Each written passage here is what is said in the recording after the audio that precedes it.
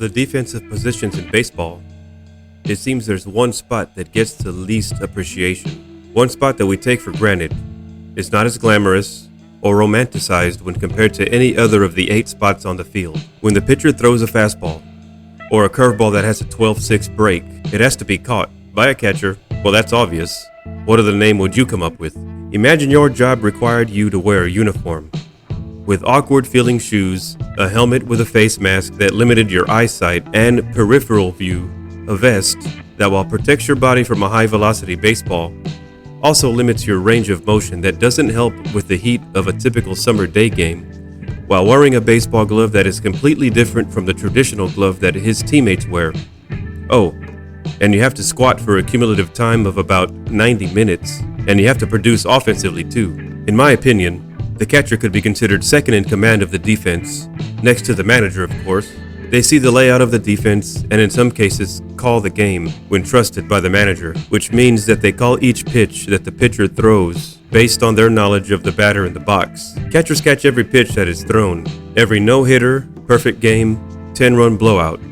They have to know every starting pitcher's pitching habits, every bullpen pitcher's style, hard sliders in the dirt, the break of their curve, the movement of their fastball, the fade of their splitter, the confusing strike zone of the umpire, the opposing batter's hitting preference, the runner's stealing percentage, and even be capable of blocking the plate while catching a relay throw from right field while a 195-pound athlete is running at full speed to slide into home plate while the game is on the line. Catchers aren't really known for their batting performance, although there have been a few notable dominant hitters that were also catchers. They often get overlooked and underappreciated by fans, with most of the love going to a pitcher or to some mediocre defensive player that is loved because he can hit the ball really far. Catchers are the most important defensive position. With all that being said, let's get started.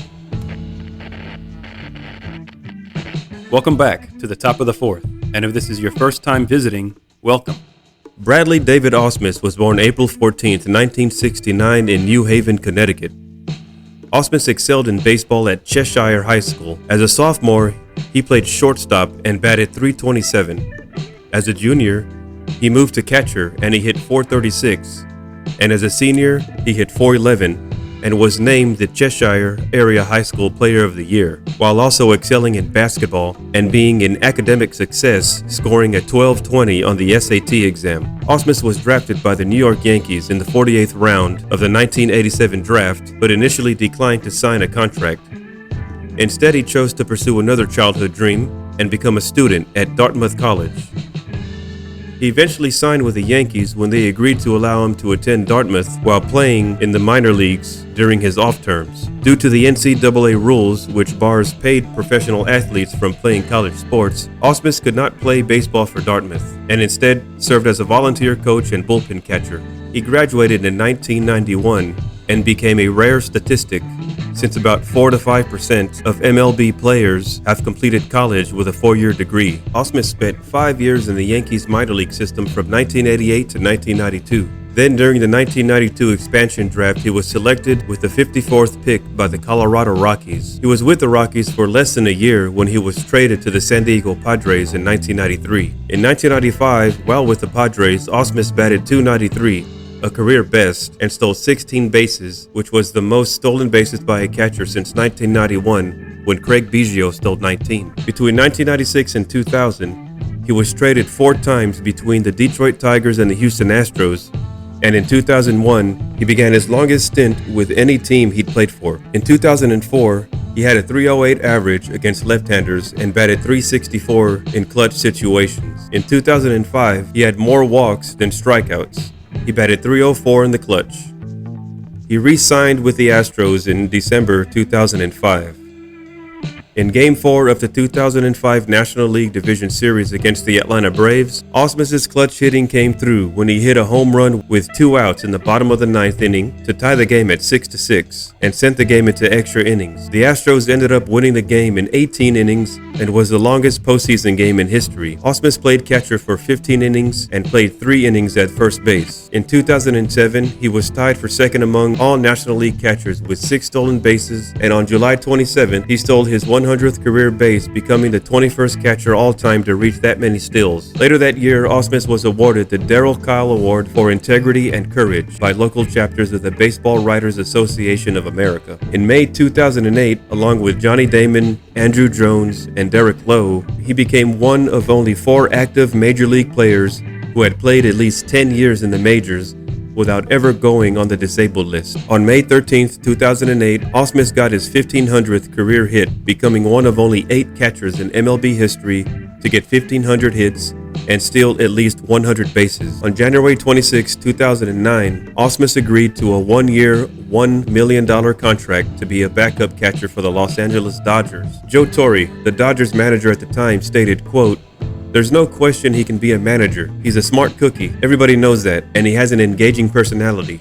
Unquote. At the end of the season, Torre allowed Ausmus to manage the Dodgers for 1 game. In 2009, with 107 at-bats, he batted .295. On January 26, 2010, he agreed to a 1-year contract worth $850,000. He would miss most of the season due to injury and low back surgery, while he only played 21 games. Ausmus announced his retirement on October 3, 2010. On defense, Ausmus was known by some baseball reporters as, quote, "a brilliant defensive catcher," unquote. The longtime sportscaster Milo Hamilton describes Ausmus in his book as, quote, "an incredibly smart catcher," unquote, and in 2010 was described by the Los Angeles Daily News as, quote, "one of the most respected game callers and pitching staff handlers," unquote. In 2010, he was chosen as the 9th smartest athlete in sports by Sporting News. Ausmus threw out 39 opposing base runners at a rate of 41.9% in 1995, second in that year, and led the league's catchers with 14 double plays and 63 assists. On August 2, 1997, he was the first catcher to wear the Fox mini camera. In 1997, he led the league in caught stealing percentage at 49.5%. In the 2000 season, Ausmus led the league with 68 assists and 898 putouts. In 2001,